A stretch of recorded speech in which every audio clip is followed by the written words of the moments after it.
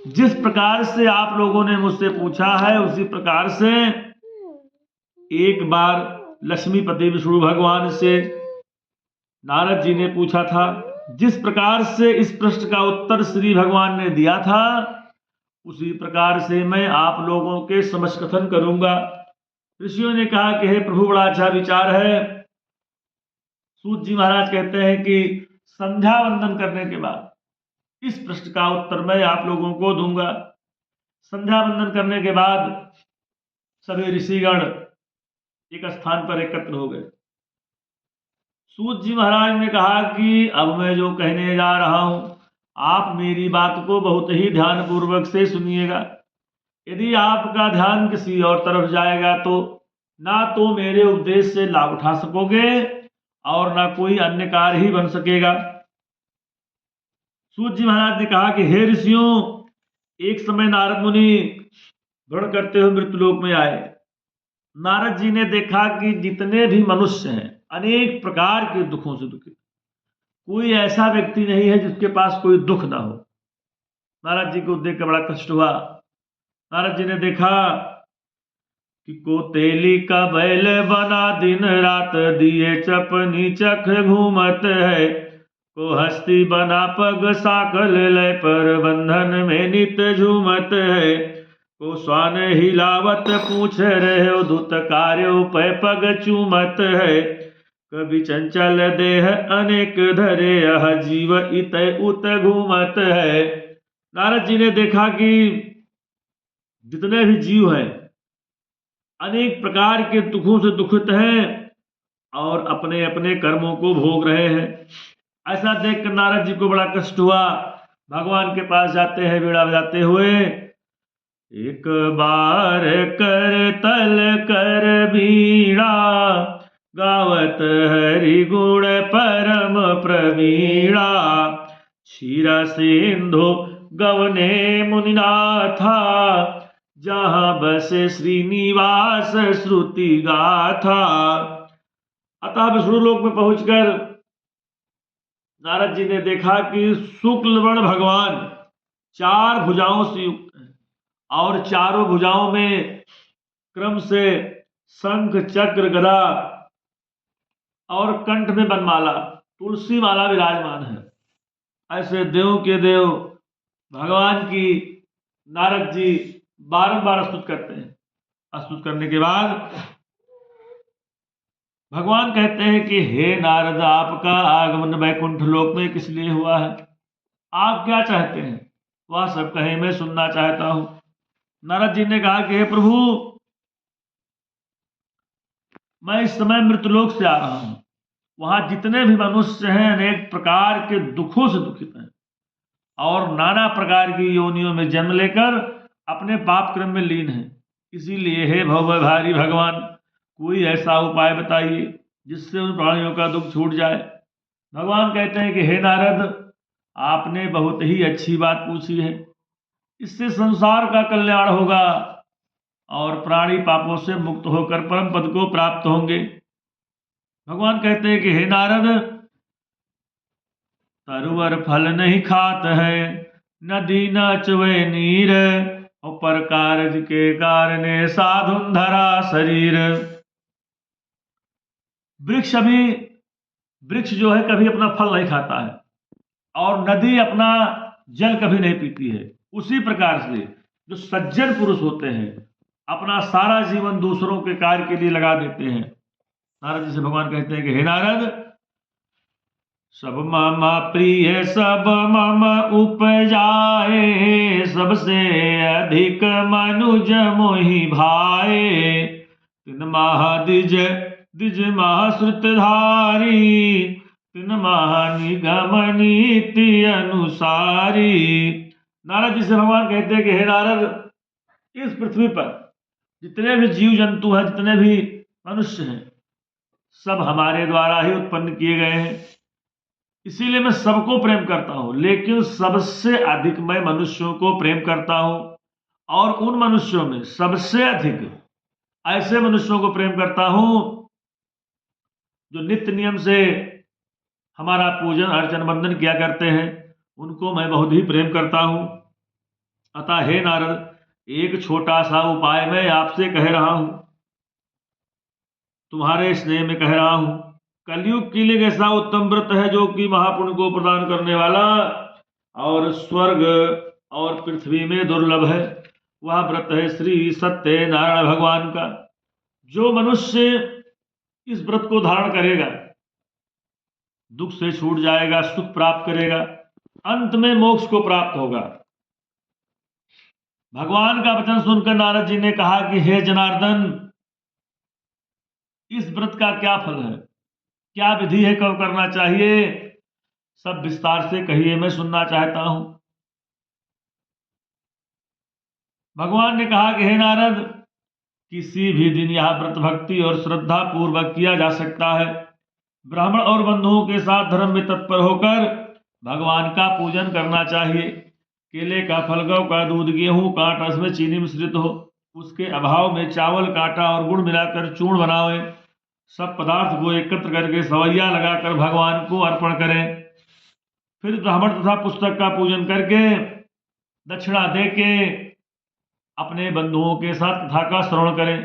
तत्पश्चात बंधुओं के सहित ब्राह्मण को भोजन करावें। प्रसाद खाने के बाद नाच गाना बजाना कीर्तन आदि भगवान के सामने करें। इसके बाद जब लोग अपने घर को जाने लगे तो भगवान का नाम स्मरण करते जाएं। यह व्रत जो मनुष्य करेगा वांछित फल पाएगा, विशेषकर कलयुग में इससे सरल उपाय कोई नहीं है। इस श्री स्कंद पुराणे वा खंडे श्री श्री सत्यनारायण व्रत कथायाम प्रथमो अध्याय। बोले वृंदावन बिहारी लाल की जय।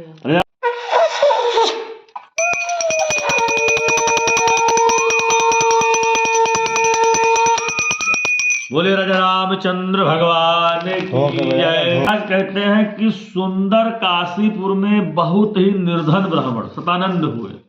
इतने गरीब थे कि दिन भर भिक्षा के लिए घुमा करते थे। दुखित ब्राह्मण को देखकर भगवान को दया आ गई। भगवान ने एक वृद्ध ब्राह्मण का रूप धारण किया। दुखी ब्राह्मण से पूछा कि हे ब्राह्मण देवता, आप दिन भर क्यों घुमा करते हैं, वह सब कहे, मैं सुनना चाहता हूं। ब्राह्मण देवता ने कहा कि हे प्रभु, मैं बहुत ही गरीब ब्राह्मण हूं और दिन भर भिक्षा के लिए घुमा करता हूं। यदि कोई उपाय हो तो बताइए जिससे इस मांगने से मुक्ति मिल जाए। ब्राह्मण के प्रश्न का उत्तर देते हुए ब्राह्मण देवता अर्थात भगवान बोले कि हे ब्राह्मण देवता, आप श्री सत्यनारायण भगवान का पूजन कीजिए, वही इस दुख से मुक्त कर सकते हैं। इतना कहने के बाद विधि विधान बताकर भगवान अंतर ध्यान हो गए। ब्राह्मण देवता ने सोचा कि दिन भर भिक्षा मांगते फिरते हैं और हमारा पेट ही नहीं भरता है, इतनी आवश्यक सामग्री हम किस प्रकार से एकत्र कर सकेंगे। यही सोचकर रात भर उस ब्राह्मण को नींद नहीं आई। प्रातःकाल उठे, नित्य क्रिया से निवृत्त हुए, मन में संकल्प किया कि आज के दिन भिक्षा के मांगने से जो कुछ धन प्राप्त होगा उसी से भगवान का पूजन करेंगे। ऐसा सोचकर घर से बाहर निकला और उस दिन भगवान की ऐसी कृपा हुई, उस ब्राह्मण को बहुत सा धन प्राप्त हुआ। उसी धन से बंधुओं को बुलाकर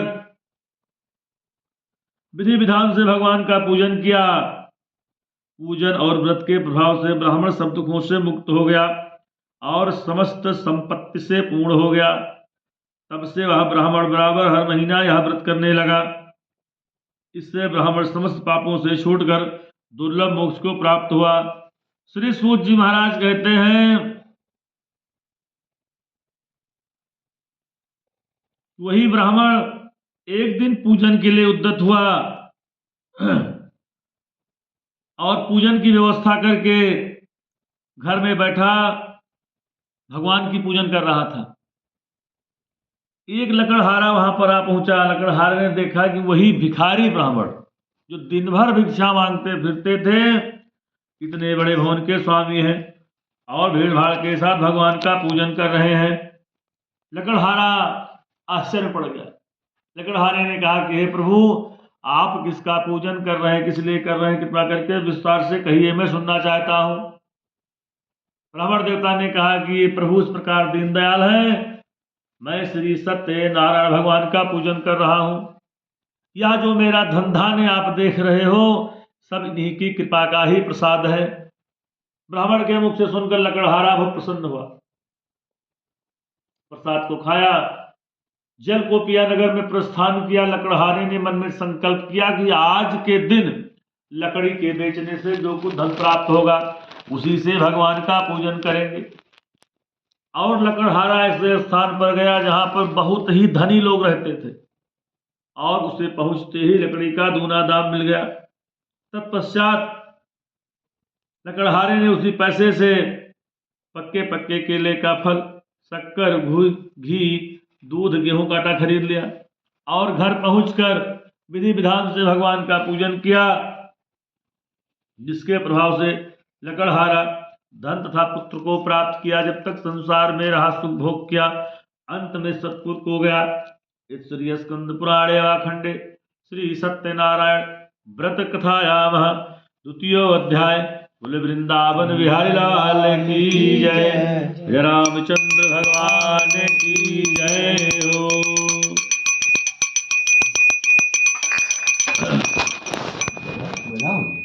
जाती है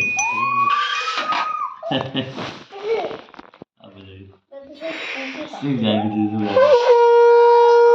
सूत जी महाराज कहते हैं कि बहुत ही प्राचीन समय की बात है। प्राचीन समय में उल्का मुख नाम का एक राजा था। राजा जितेंद्रिय, सत्यवादी और देव मंदिर में प्रतिदिन जाने वाला था। वह देवालय में जाकर ब्राह्मणों को इतना दान देता था कि ब्राह्मण संतुष्ट हो जाते थे।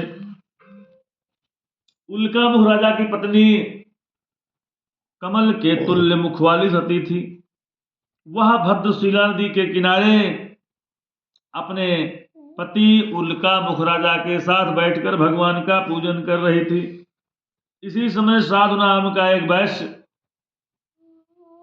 व्यापार के लिए बहुत सा धन लेकर वहां पर पहुंचा और नौका को नदी के तट पर खड़े करके बनी ने राजा के समीप जाकर देखा कि राजा अपनी स्त्री के सहित भगवान का पूजन कर रहे हैं। उसने राजा से विनय पूर्वक पूछा कि हे राजन, आप प्रेम पूर्वक किसका पूजन कर रहे हैं, किस लिए कर रहे हैं, सब विस्तार से कहिए, मैं सुनना चाहता हूं। राजा ने कहा कि हे साधु, मैं श्री सत्य नारायण भगवान का पूजन कर रहा हूं। इस पूजन का अर्थ है कि मेरे पास राज्य संपदा सब कुछ है, परंतु पुत्र नहीं है। पुत्र की इच्छा के लिए यह पूजन है। इसीलिए है साधु, भगवान का व्रत ही इस दुख से मुक्त कर सकता है। राजा ने वचन को सुनकर सात बनिया आदर पूर्वक बोला कि हे राजन, आप इस व्रत की संपूर्ण विधि कहने की कृपा कीजिए। मैं भी इस व्रत को करूंगा, क्योंकि मेरे भी कोई संतान नहीं है। राजा ने विधि विधान बताकर अपने पूजन को संपन्न किया और सात बनिया विधि विधान सुनकर अपने घर गया और साधु ने घर आकर अपनी स्त्री से कहा कि हे प्रिय, पुत्र देने वाला एक व्रत में राजा के मुख से सुनकर आया हूं, यह व्रत मैं अवश्य ही करूंगा। साधु की भार्या लीलावती अपने पति के वचन सुनकर बोली कि हे नाथ, यह तो बहुत ही अच्छा विचार है। कल प्रातः काल ही भगवान का पूजन किया जाए। साधु बनिया बोला कि अभी व्यर्थ में धन क्यों नष्ट करोगी, जब संतान होगी तब देखा जाएगा, तब भगवान का पूजन किया जाएगा। इसके बाद स्त्री ने प्रश्न किया कि क्या पुत्र से बढ़कर धन मूल्यवान है। लेकिन बनिए का इस प्रकार उत्तर सुनकर स्त्री लीलावती चुप हो गई और पति युक्त प्रसन्न चित्त वाली लीलावती भगवान के प्रसाद से गर्भवती हुई। 10 मास पश्चात उसके कन्या उत्पन्न हुई। कन्या रथ सदृश थी। कन्या इस प्रकार बढ़ने लगी जैसे शुक्ल पक्ष का चंद्रमा बढ़ता है, और नित्य प्रति कला के बढ़ने से उसका नाम कलावती रखा गया। उसके बाद लीलावती अपने पति से मधुर वचन में बोली कि हे स्वामी, आपने संकल्प किया था कि संतान होने पर भगवान का पूजन किया जाएगा, क्या वादा करोगे? कबीरदास जी कहते हैं, काल करे सो आज कर, आज करे सो अब, पल में परलय होएगी, बहुरी करोगे कब। साधु ने कहा कि हे प्रिय, इस कन्या की बरही छठी में बड़ा धन खर्चा हो चुका है, अतः कन्या के विवाह के समय पूजन किया जाएगा। इस प्रकार अपनी स्त्री से कहकर साधु वैष्णव में घूमने चला गया और भगवान की कृपा से कलावती कला कला बढ़ती हुई अल्पकाल में ही पिता के घर में सयानी हो गई। एक दिन साधु ने देखा कि कन्या विवाह की योग्य हो गई है। दूतों को आदेश दिया कि मेरी कन्या के लिए सुंदर व श्रेष्ठ वर खोज कर ले आओ। 7 वर्ष की आज्ञा पाकर दूत लोग कांचन नगर को गए। उस नगर में दूतों ने एक वैश्यपुत्र को देखा जो सुंदर और शुभ गुणों से युक्त था। दूतों ने आकर बताया कि हे प्रभु, शिक्षित सुंदर और सुशील निरोगित भी यह वैश्य कुमार है, वंश कुलीन तथा धनवान, अनेक सुशास्त्रों ने पे अधिकार है, जाति में मान महान है, शक्ति में और पिता का बड़ा व्यापार है, वहाँ यो दुर्लभ वर है, जग में कपि चंचल का यही सत्य विचार है। दूतों के मुख से सुनकर साधु बनिया ने अपनी कन्या का विवाह विधि विधान से उस वैश्यपुत्र के साथ कर दिया। कन्या के विवाह के समय भी दुर्भाग्यवश बनिया भगवान का उत्तम व्रत करना भूल गया।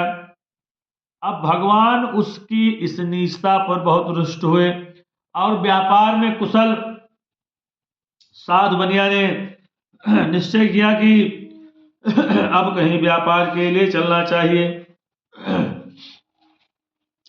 अतः दामाद को साथ लेकर व्यापार के लिए घर से निकला और रत्नसारपुर नगर में पहुंचकर सागर के समीप नौका खड़ी कर दामाद के साथ व्यापार करने लगा। रत्नसारपुर नगर के स्वामी चंद्रकेतु राजा थे। उस समय भगवान ने प्रतिज्ञाबद्ध साधु बनिए को शाप दिया कि हे बनिए, तुमको भविष्य में कठिन तथा महान दुख प्राप्त हो। और भगवान ने एक उपाय किया कि एक दिन 2 चोर राजा का बहुत सा धन चुरा कर भागे और जहां पर साधु बनिया अपने दामाद के साथ सोया हुआ था वहां पर पहुंचे। चोरों के पीछे सिपाही भी लगे हुए थे और सिपाहियों को देखकर चोर सारा धन साधु बनिया के पास रखकर तुरंत वहां से भाग गए। सिपाहियों ने बनिए के निकट पहुंचकर देखा कि राजा का समस्त धन रखा हुआ है। उन्हीं दोनों को चोर समझकर बांधकर राजा के पास ले आए। सिपाहियों ने कहा कि हे प्रभु, क्या आज्ञा है? राजा ने कहा, हथकड़ी लगाकर कारागार में डाल दिया जाए। एक भी बात न सुनी। साधु बनिया कह रहे हैं कि हे प्रभु, हम कोई चोर नहीं है, हम साधु बनिया है। लेकिन राजा ने उनकी एक भी बात न सुनी और घर पर साधु बनिया पत्नी और पुत्री को अत्यंत दुख प्राप्त हुआ। मानसिक और शारीरिक कष्ट से पीड़ित हो गई, घर घर भिक्षा मांगने लगी। एक दिन भूख से पीड़ित होकर कलावती कन्या एक ब्राह्मण के घर पहुंची। वहां पर उसने देखा कि भगवान का पूजन हो रहा है। उस स्थान पर बैठ गई, भगवान की बहुत विनती की। इसके बाद प्रसाद खाकर बहुत रात बीतने पर अपने घर वापस आई। लीलावती क्रोध करके बोली कि हे पुत्र, इतनी रात बीत गई, तू कहाँ थी? तेरे मन में क्या है? माता की बात सुनकर कलावती ने कहा कि हे माता, मैं सत्य कहती हूँ, मैं ब्राह्मण के घर भिक्षा के लिए गई थी। वहां पर भगवान का पूजन हो रहा था। पूजन दुख से मुक्त करने वाला है तथा वांछित फल को देने वाला है। लीलावती कन्या का वचन सुनकर भगवान का व्रत करने के लिए उद्यत हुई और प्रातःकाल कन्या से बोली कि तू पूजन की सामग्री एकत्र कर, आज हम भगवान का पूजन करेंगे। बंधुओं के सहित उस स्त्री ने भगवान का पूजन किया। और प्रभु से प्रार्थना की कि हे भगवान, यदि मेरे पति और दामाद शीघ्र ही वापस आएंगे तो फिर आपका व्रत धारण करूंगी। मेरे पति तथा दामाद से जो कुछ अपराध हो गया हो भगवान उसे क्षमा कीजिए। अवगुण कियो तो बहु कियो, करत न आई लाज। अवगुण मेरे बापजू, बकस गरीब निवाज। बारंबार जब प्रार्थना किया भगवान प्रसन्न हो गए और चंद्रकेतु राजा से स्वप्न में कहा कि हे राजन, प्रातः काल उन दोनों बनियों को कारागार से मुक्त कर दो। यदि ऐसा ना करोगे तो तुम्हें तुम्हारे राजपुत्र धन सहित नष्ट कर दूंगा। इस प्रकार स्वप्न में राजा से कहकर भगवान अंतर ध्यान हो गए। राजा प्रातःकाल सभा में आए, दूतों को बुलाए और रात्रि का देखा हुआ स्वप्न दूतों को बताया। दूत लोगों ने कहा कि हे स्वामी, स्वप्न सत्य प्रतीत होता है, स्वप्न की आज्ञा के अनुसार ही कार्य करना चाहिए। अनंतर राजा ने दूतों को आज्ञा दिया कि जो दोनों बनिया कारागार में है उन्हें मुक्त कर दो। राजा की आज्ञा पाकर दूत लोग दोनों बनियों को निकाल कर राजा के सामने आए। अब 7 बनिया बहुत ही घबराए हुए हैं कि राजा मन की बात को नहीं जानत है कोई, पहले तो बंदी भयो अब क्या जाने होए। अब क्या जाने होए, शीश तो नहीं कटेगा, फांसी लागे हाय प्राण अब नहीं बचेगा। बारंबार प्रार्थना करते हैं। तब राजा ने दोनों बनियों की ओर देखकर कहा कि हे साधु बनिया, अभी तक जो भी कष्ट आपको मिला है उसका कारण मैं नहीं, उसका कारण देवता है। अब आप निर्भय हो जाइए। इतना कहने के बाद 7 बनिया की हथकड़ी कटवा दी गई, बाल बनवाने की आज्ञा दिया गया और उसका जो कुछ धन छीन लिया गया था उसका दूना द्रव्य उसे दे दिया गया। और 7 बनिया से राजा ने कहा कि अब अपने देश को प्रस्थान कीजिए। श्री स्कंद पुराणे खंडे श्री सत्यनारायण व्रत कथायाम तृतीयो अध्याय। बोले वृंदावन बिहारी लाल की जय, राजा रामचंद्र भगवान की जय हो।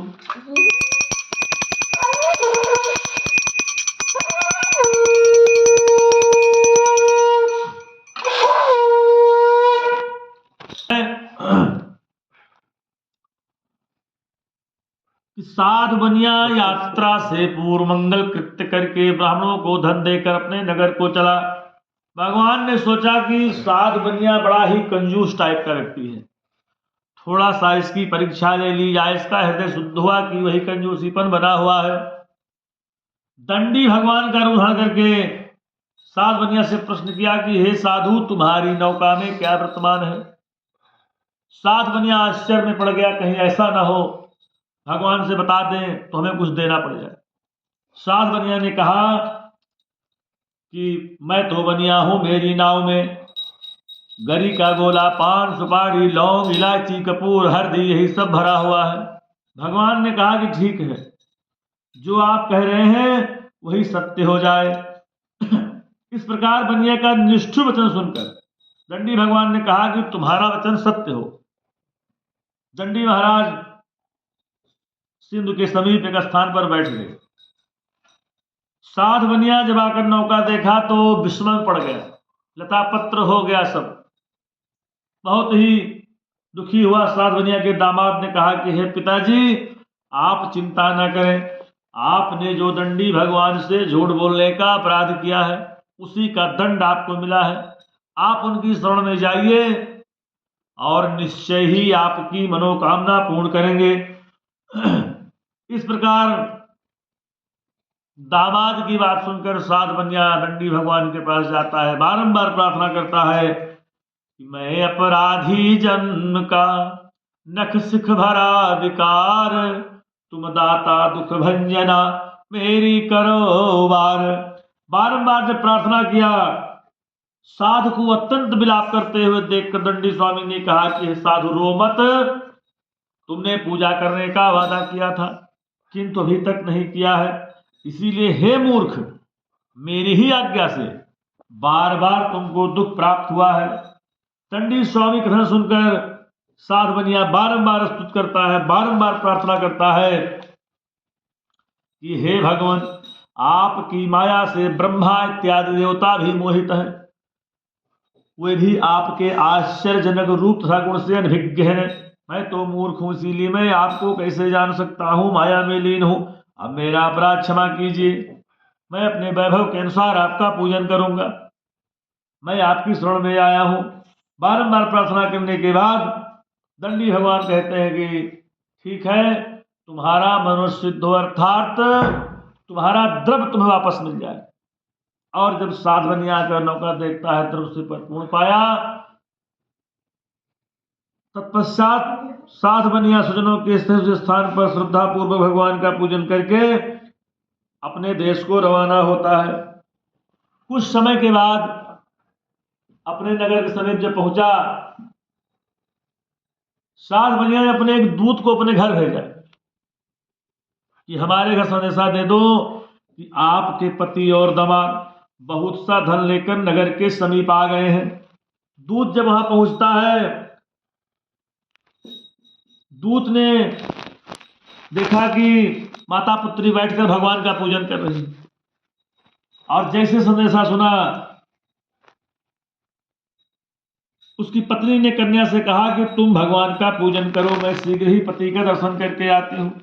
ऐसा कहकर वह पति के दर्शन के लिए चली गई, और कलावती ने अपनी माता की इस तरह की बात सुनकर शीघ्र ही भगवान का पूजन समाप्त कर दिया और भगवान का प्रसाद बिना ग्रहण किए अपने स्थान से वहां से चल दी, जिससे भगवान ने रुष्ट होकर उसके पति को नाव सहित जल में डुबो दिया और अपने पति को ना देख सकी। इस तरह नौका को डूबी हुई देखकर साध बनिया मन भयभीत हुआ कि देखते देखते कैसे नौका लुप्त हो गई, क्या जाने किसी देवता की माया हो। बारंबार बैठकर सभी प्रार्थना करने लगे कि कृपा की जो होती न आदत तुम्हारी, तो सुनी ही रहती अदालत तुम्हारी। कृपा की जो होती न आदत तुम्हारी, तो सुनी ही रहती अदालत तुम्हारी। न मुलजिम न होते जो मुलजिम न होते, न तुम होते हाकिम जो मुलजिम न होते, न तुम होते हाकिम। न घर घर में होती इबादत तुम्हारी। प्रभु मुझसे गलती बहुत हो गई है, कृपा करके उसको संभालो मुरारी। बारंबार जब प्रार्थना किया, भगवान प्रसन्न हो गए और तत्पश्चात आकाशवाणी हुई कि हे साधु, तेरी कन्या मेरा प्रसाद त्याग कर अपने पति का दर्शन करने चली आई, इस कारण यह पति का दर्शन नहीं पा सकी।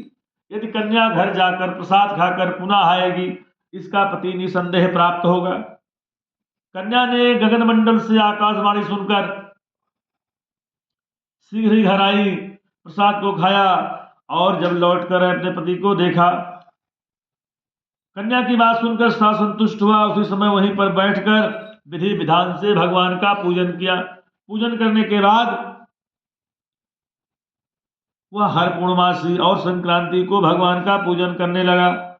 श्री सूत जी महाराज कहते हैं, इस प्रकार साध बनिया व्रत के प्रभाव से लोक में सुख भोग कर अंत में सत्पुर को गया। श्री स्कंद पुराण खंडे श्री सत्यनारायण भक्त चतुर्थो अध्याय। बोले वृंदावन बिहारी लाल की जय, रामचंद्र भगवान की जय।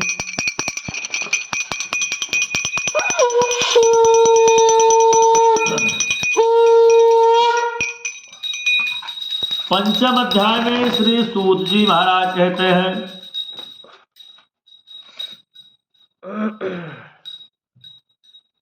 सतयुग में एक तुंगध्वज नामक राजा था। अपनी प्रजा को पुत्र के समान मानता था, उनके पालन में तत्पर था। इस प्रकार का प्रजापालक राजा भी भगवान का प्रसाद त्याग देने के कारण महान दुख को प्राप्त हुआ। एक बार राजा वन में आखेट के लिए गया, शिकार करने के लिए गया और बहुत प्रकार के पशुओं का संहार किया। इसके बाद घर की ओर प्रस्थान किया। मार्ग में एक स्थान पर वटवृक्ष के नीचे राजा ने देखा कि बहुत से ग्वाल वाले बैठकर भगवान का पूजन कर रहे हैं। राजा अभिमानवश ना तो स्थान पर गया, ना भगवान के सामने मस्तक ही झुकाया। और जब गोप लोगों ने प्रसाद ला कर दिया तो राजा उस प्रसाद को त्याग कर चला गया, जिससे राजा के 100 पुत्र मृत्यु को प्राप्त हुए। उसका धन धान सब नष्ट हो गया। तब राजा ने मन में विचार किया कि भगवान का प्रसाद त्याग देने के कारण मेरी यह दशा हुई है। राजा शीघ्र उस स्थान पर गया, गोप लोगों के साथ बैठकर भगवान का पूजन किया, प्रसाद को ग्रहण किया। राजा को पूरा धन धान सब कुछ प्राप्त हो गया। श्री सूत जी महाराज कहते हैं कि राजा सुख भोग कर अंत में सतपुर को गया। सूत जी महाराज कहते हैं कि जो मनुष्य भगवान के इस परम दुर्लभ व्रत को करता है, वह पुण्यकारक कथा श्रवण करता है, भगवान के प्रसाद से धन धान सब कुछ प्राप्त करता है और अंत में सतपुर को प्राप्त हो जाता है। श्री सूत जी महाराज कहते हैं कि ऐसे प्रभु को कोई काल कहता है, कोई ईश कहता है, कोई जगदीश कहता है, कोई सत्यनारायण कहता है, कोई विष्णु भगवान कहता है। ये सब की इच्छा पूरी करते हैं। श्री सूत जी महाराज कहते हैं कि जिन्होंने पूर्व जन्म में भगवान का पूजन किया था, उनके दूसरे जन्म का हाल कह रहा हूं। सतानंद जो महान विद्वान थे, दूसरे जन्म में सुदामा नाम के ब्राह्मण हुए और भगवान कृष्ण की भक्ति करके मोक्ष को प्राप्त हुए। भिल लकड़हारा दूसरे जन्म में निषाद हुआ और श्री रामचंद्र जी को गंगा पार उतार कर स्वयं उनकी कृपा से भवसागर से पार हो गया, अर्थात बैकुंठ धाम को प्राप्त। और उल्का मुख राजा दूसरे जन्म में महाराज दशरथ हुए, जो भगवान श्री रंगनाथ का पूजन करके मोक्ष को प्राप्त हुए। और साधु वैश्य भी धार्मिक तथा सत्य संध मोरध्वज राजा हुआ। ऐसा सत्यवादी और धार्मिक राजा कि अपनी स्त्री के साथ अपने पुत्र का दाहिना अंग आरा से काटकर भगवान को देना स्वीकार किया। एक बार भगवान ने विचार किया कि राजा बड़ा सत्यवादी है, इसकी परीक्षा लेनी चाहिए। ब्राह्मण का रूप धारण करके राजा के सामने आए और साथ में एक सिंह भी ले गए। भगवान ने कहा कि हे राजन, मेरा सिंह भूखा से भोजन दो। राजा ने कहा कि हे प्रभु, आपका सिंह क्या खाएगा? भगवान ने कहा कि तुम्हारे लौटे पुत्र के दाहिने अंग का मांस खाएगा, और साथ ही यह शर्त है कि तुम और तुम्हारी स्त्री आरा से काटे और आंसू न बहे। अंत में राजा ने वैसा ही किया, किंतु आरे से चीरते समय लड़के की बाईं आंख से आंसू निकल आया। भगवान ने कहा कि अब नहीं खाएगा। तब लड़के ने कहा कि खाएगा क्यों नहीं, बायां अंग इतना पतित है, उसे ग्रहण नहीं किया जा रहा है, इसीलिए आंसू आया है। ऐसा सुनकर भगवान बहुत प्रसन्न हुए और राजा को बैकुंठ धाम दिया। राजा दूसरे जन्म में स्वयंभू मनु हुए, वहां संपूर्ण कथा सुनकर मोक्ष को प्राप्त हुए। श्री स्कंद पुराणे वाखंडे श्री सत्यनारायण कथायाम पंचमो अध्याय। बोले वृंदावन बिहारी लाल की जय। रामचंद्र भगवान